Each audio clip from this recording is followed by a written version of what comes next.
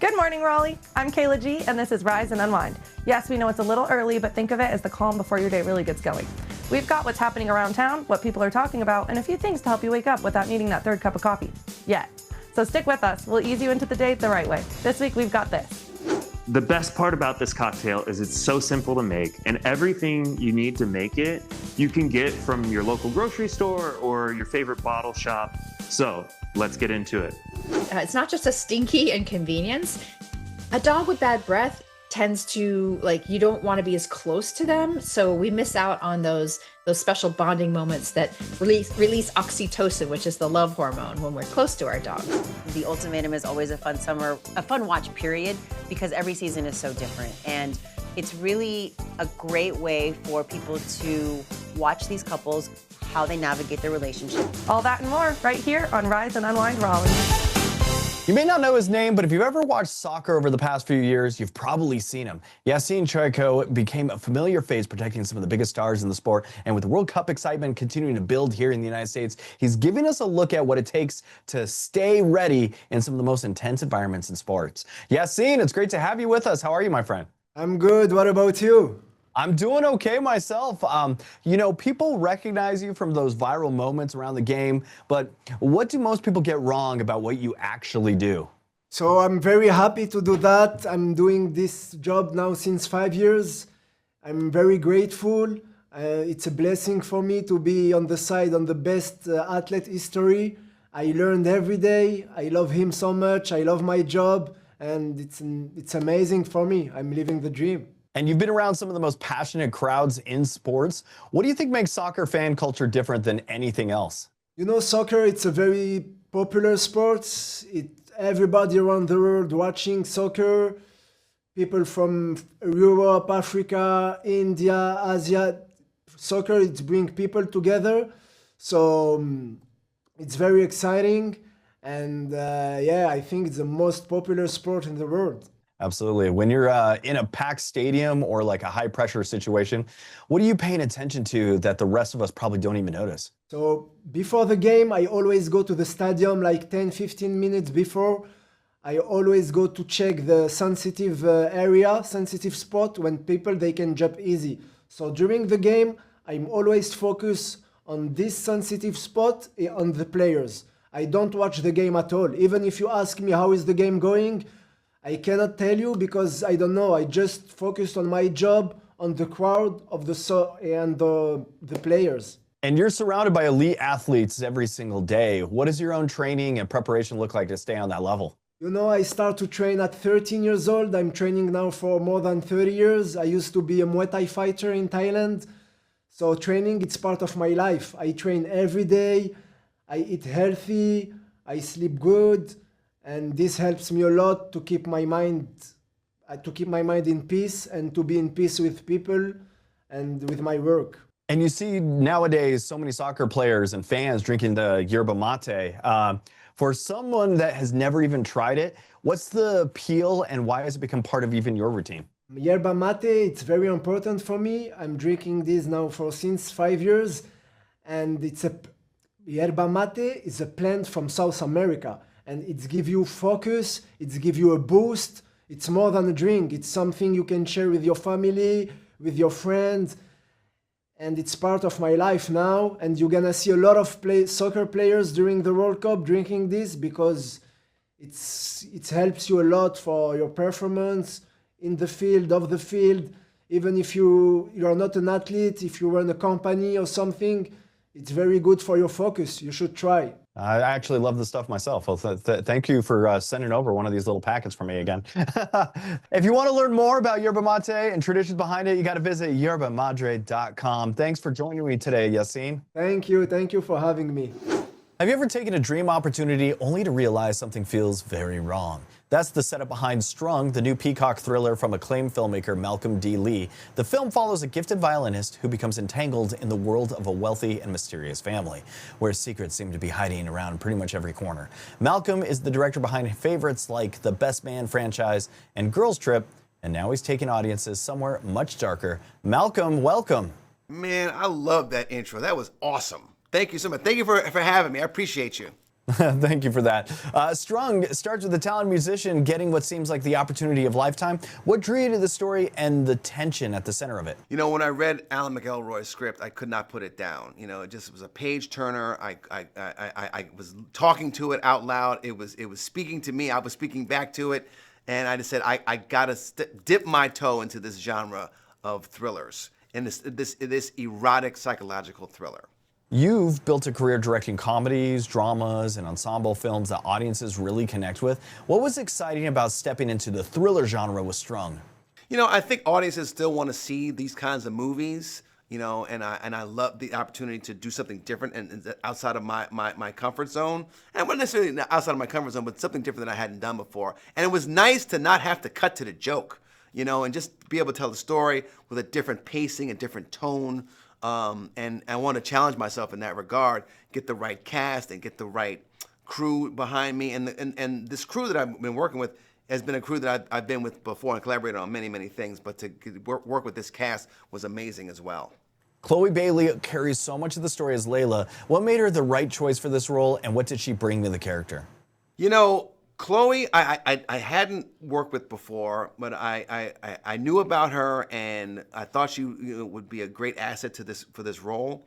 And when I saw her, and when we got to talking and we got to know each other a little bit more and work together, I was amazed by what she was able to do, because Layla has to do so many things in this movie and play so many different colors, you know, from being emotional to being vulnerable to being sexy and maternal. And all kinds of colors that she had to play, that I was just like, wow, she really, really brought a lot to the table. And I'm very, very proud of the work that she did in this movie. She's really, really talented. One of the things that makes this film work is the atmosphere and sense of there's something not quite right.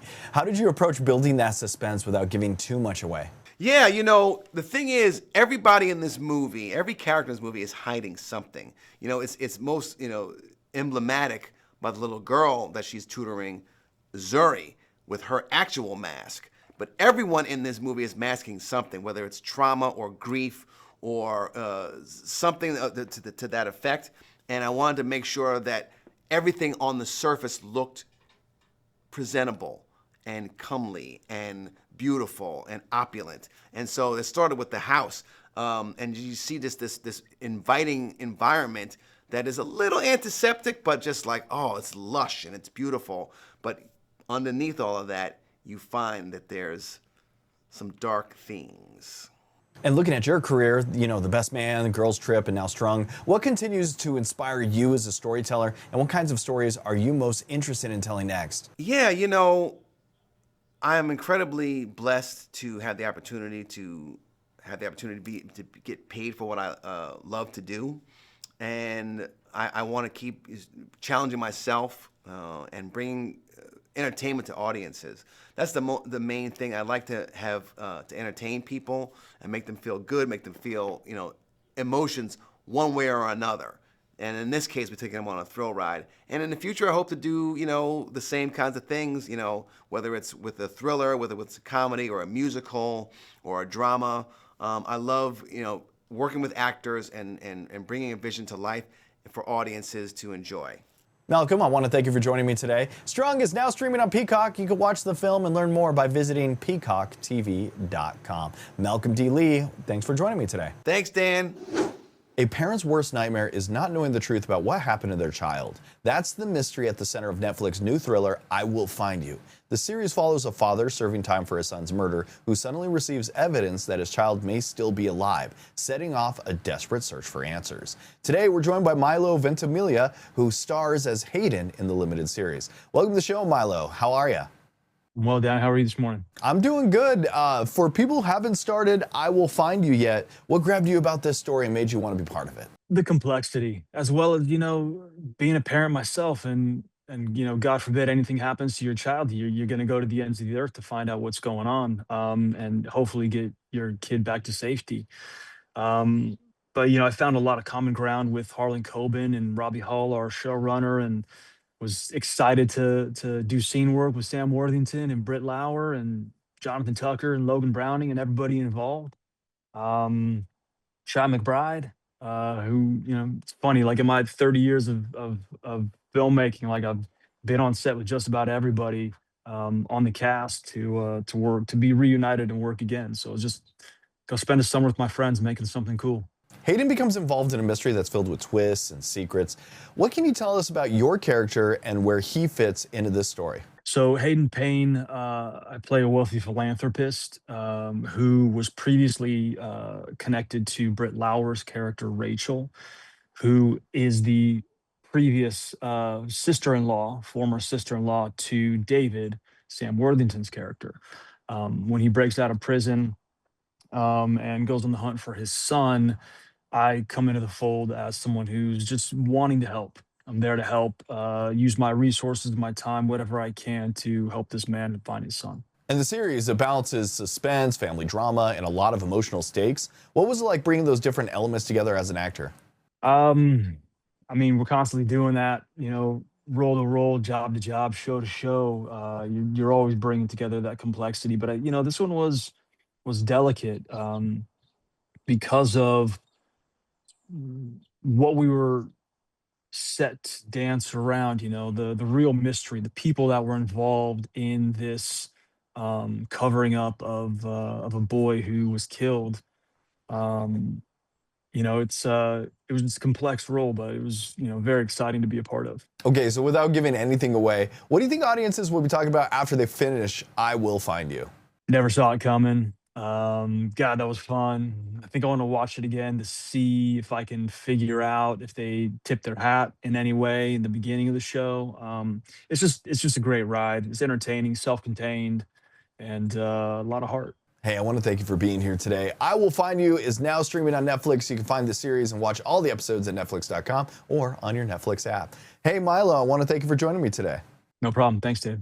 Summer is a great time to catch on the shows and movies everyone's talking about, but whether you're at home or on the road, Netflix has packed a lineup this season, plus some features that can help travel and family movie nights even easier. So joining us today is Vanessa Lachey, host of Love is Blind, The Ultimatum, and to share what's coming to Netflix this summer. Welcome to the show, Vanessa. How are you, my friend? Thank you for having me. I'm good. That's good to hear. I hear Netflix has a huge lineup this summer. What are some of the movies and shows that you think people should be adding to their watch list this year? Ooh, well, I'm just excited to talk about all the fun things Netflix that people don't really know about. I get an in because I'm always here and I'm boots on the ground here at actual Netflix. But coming up, we have Enola Holmes 3. That's going to come out July 1st. For the sports fans, the MLB Home Run Derby is going to be live July 13th, which is always fun for people to watch live. The Ultimatum, as you mentioned, season 4, the show that my husband and I do, comes out July 15th, which is my wedding anniversary. What a gift. There's just something for everyone. Oh, Little House on the Prairie is going to be premiering on Netflix July 9th, and it's a beautiful reimagining of the original. But what's so great over the summer is all the features that Netflix has to offer that you just alluded to. They can download a movie or a show or the entire season. There's some really amazing remind me buttons because we all have a lot going on in our minds as it is, so we don't need to also think about when that show is going to drop that they're excited about.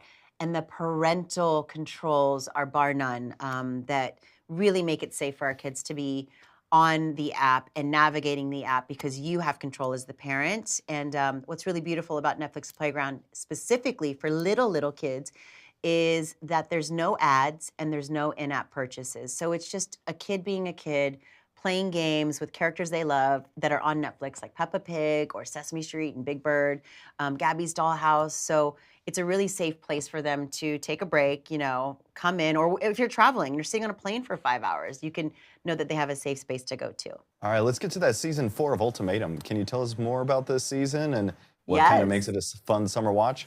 Oh my goodness. Well, I think that The Ultimatum is always a fun watch period because every season is so different. And it's really a great way for people to watch these couples, how they navigate their relationships, how they navigate their trial marriages, and then when they get back to their original couple, and just kind of see what works and what doesn't work. Because I feel like so often we don't get the luxury of a third-person perspective in relationships.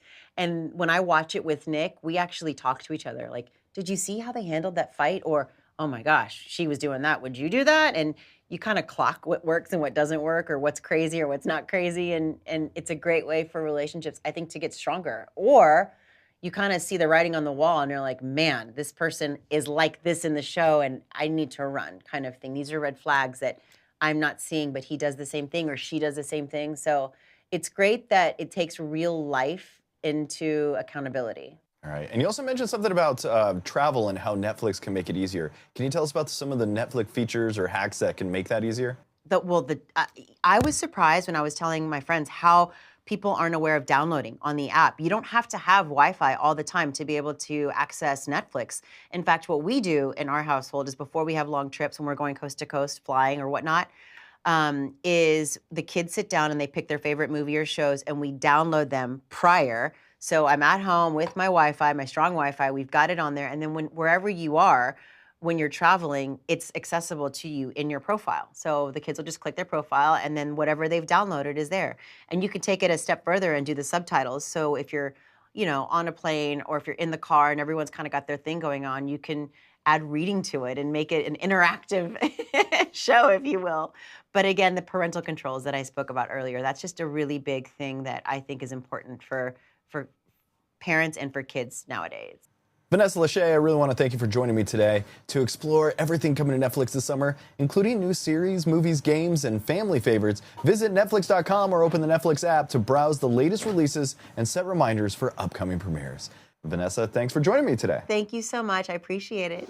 Hurricane season is here, and many families are getting ready just in case. If people have to leave their homes, Airbnb.org provides free temporary housing during emergencies. Joining us today is Executive Director Christoph Gorder. Welcome to the show. Good morning. Thanks so much for having me on. So hurricane season is getting underway. What is Airbnb.org doing right now to prepare? Well, you're right. Hurricane season is upon us, and it's widely disaster season. So you're seeing the wildfires out in the west. You're seeing increased storms and tornadoes in the central part of the country. And if you're on the eastern seaboard, it's hurricane season. And so with every passing year, these storms are getting more frequent and more intense. So we have to be ready. The good news is we're more prepared than we ever have been. I mean, the prediction models are better than they ever have been. The communications methods are better than they ever have been. And organizations like ours, like Airbnb.org, are better prepared to be able to help people when disaster does strike. And in our case, we provide emergency housing when people are displaced. And Airbnb.org has provided more than 1.6 million nights of free emergency housing. How does that program work when disaster strikes? So when there's a disaster, we are partnering with local nonprofits and local government to identify families who've been displaced and who need temporary housing. They refer those families to us, and then we transfer Airbnb credits, essentially put cash into their Airbnb account. They don't have an Airbnb account, we'll set one up, and then they book whatever Airbnb works for them. And so if they need a wheelchair accessible place, or they want to stay near their job or their kid's school, or they got pets, the beauty of this program is you get to choose out of all of the Airbnbs in your area, you get to choose the one that fits for you. And so, particularly in North Carolina, like when we had Hurricane Helene, like there weren't a lot of hotels in some of those areas, and there were a lot of Airbnbs. And so it allowed people to stay close to their families, close to their communities, they wouldn't have had that option if otherwise. And if someone wants to help before the next hurricane, what can they do? Well, jump on our website, airbnb.org, and you can learn about the program. If you're an Airbnb host, you can sign up to offer a discount in case we need to house somebody who's been evacuated. That helps our donation dollars go further. And your host, also thousands of hosts around the world, donate to us on a monthly basis, like 1%, 2% of their monthly payout. So if you're a host, we definitely could use your partnership. If you are in a position to help us with a donation, 100% of your donation gets transferred directly to a family in need for them to book an Airbnb, because all of our operating expenses are already paid for by Airbnb. So it's a really straightforward, simple model, and you can help people, whether you're thinking about folks in your area in North Carolina, or you're thinking about folks in Venezuela. We're going to be there helping people, and every dollar counts. And where can people go to become an Airbnb host or make a donation? Our website, airbnb.org, is the best place where you can find a lot of resources on there. You can sign up to host, or you can make a donation there and help a family in need. We are working around the world, and we need everybody's help. Christoph, Gorder, thanks so much for joining us this morning. Thank you for having me on, and we hope your viewers never need our services, but if they do, we're here to help. Nobody wants bad breath, especially when it comes from the family dog. And while it's a common problem, there are some surprisingly simple ways to improve your dog's oral health and freshen things up.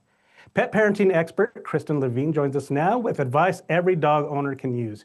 Kristen, welcome. Thank you. I appreciate you having me. What's usually behind bad breath in dogs, and when should owners pay closer attention? Yeah, typically bad breath in dogs is caused by bacteria that builds up on their teeth, and then over time it hardens into plaque and tartar. And this is a red flag that should concern pet parents and make them start to think about their pet's oral care routine. And not only that, it's not just a stinky inconvenience. A dog with bad breath tends to, like, you don't want to be as close to them. So we miss out on those special bonding moments that release oxytocin, which is the love hormone, when we're close to our dogs. So it's something to pay attention to for several reasons. And what daily habits can really make a difference when it comes to keeping a dog's breath fresh? Yeah, there's basically 3 daily habits I recommend and 1 annual habit. And that annual habit is very important. It's making sure your dog visits the vet for their annual checkup, because at that appointment, your vet is going to examine your dog's teeth and mouth and gums. And the vet can let you know if it's time for a professional dental cleaning. But beyond that, at home, there are things you can do, very simple things such as brushing your dog's teeth. Now, I know for some of you might say that is not simple and my dog won't tolerate it, but there are some new ways you can do that. And that's with like one of those finger toothbrushes that has the little nubs so that you just can rub your finger along your dog's teeth and gums with some doggy toothpaste. That can actually go a long way in kind of keeping that tartar and plaque from building up. You also want to make sure you always provide fresh, clean water for your dog, because dehydration and thirst can actually contribute to bad breath in dogs. And then finally, the habit you want to get into every day, and this is my favorite habit and definitely my dog's favorite habit, and that is giving them a dental treat every day, something like Minty's Fresh Bites. Okay, so when you're shopping for dental treats, what ingredients or features should pet parents be looking for? And how do the Minty Fresh Bites fit into that plan? Yeah, so I encourage people to look for ingredients that support fresher breath, of course, and also treats that have a great texture to them that your dogs will enjoy chewing on. And then a bonus is if the treat has low calories, because then you can treat your dog multiple times a day. And that's why we chose Minty's Fresh Bites, because it really checks all of those boxes. Minty's is made with 5 natural breath freshening herbs like parsley and peppermint. They're only 7.5 calories per treat, and it's just a really simple way to maintain fresh breath while giving your dog a treat multiple times a day that they really love. Where can viewers go to learn more about these tips and resources? Yeah, they can learn more at Minties.com. You can pick up Minties at places like Walmart, Petco, Amazon, and even Chewy. And I would just encourage your viewers to, if your dog does have bad breath, don't think of it as just an inconvenience. It's really a sign that you need to possibly see the vet and implement some of these routines I mentioned. Kristen, thanks for joining us this morning. My pleasure. Every summer seems to have that one drink that suddenly shows up everywhere. This year, it's the French Blonde, a cocktail that's gaining attention at weddings, parties, and backyard get-togethers alike. Eddie Johnson is a Bombay Sapphire gin mixologist, and he joins us to explain what's behind the trend and show us how it's made. Welcome to the show, Eddie. How are you? I'm doing well. Good. Thanks for having me. Okay, Eddie, what is the French Blonde and how did it become one of the cocktails people seem to be talking about this summer? Absolutely. Look, to put it simply, the French Blonde is just delicious. It's got a bunch of very familiar flavors to all of us, right? It's kind of a mashup of a few different classic cocktails. You're going to get some bright citrus from the grapefruit juice and the Bianco vermouth. A little bit of florality and tropical sweetness from the Saint Germain elderflower liqueur. And it's all tied together perfectly, honestly, by the beautiful botanicals of Bombay Sapphire. So this drink works, like you said, for any occasion, right? Whether it's more dressed up, black tie, or backyard barbecue, but especially wedding season, right? We've got something like 2.5 million weddings going on out there right now. And, it's one of my favorite occasions, right? I love being around family and friends, usually in a beautiful backdrop, right? So this is really the perfect, refreshing cocktail to enjoy with friends and family. And you know the phrase, yeah? Something old, something new, something borrowed, something blue. Usually it's an earring or a bow, something like that. With Bombay Sapphire, your something blue gets to be something everyone can enjoy all together, especially with the French Blonde. And if somebody wants to try making one at home, what's the recipe? And are there any tricks to getting it just right? Okay, so I'm gonna walk you completely through it. The best part about this cocktail is it's so simple to make, and everything you need to make it, you can get from your local grocery store or your favorite bottle shop. So let's get into it. I start with the Bombay Sapphire, the star of the show, the jewel of gin. And I give it just an ounce there. Then Saint Germain, elderflower liqueur, 3/4 of an ounce there.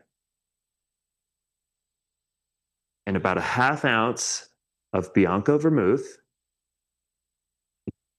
Then your grapefruit juice. So I do about 1.5 ounces here.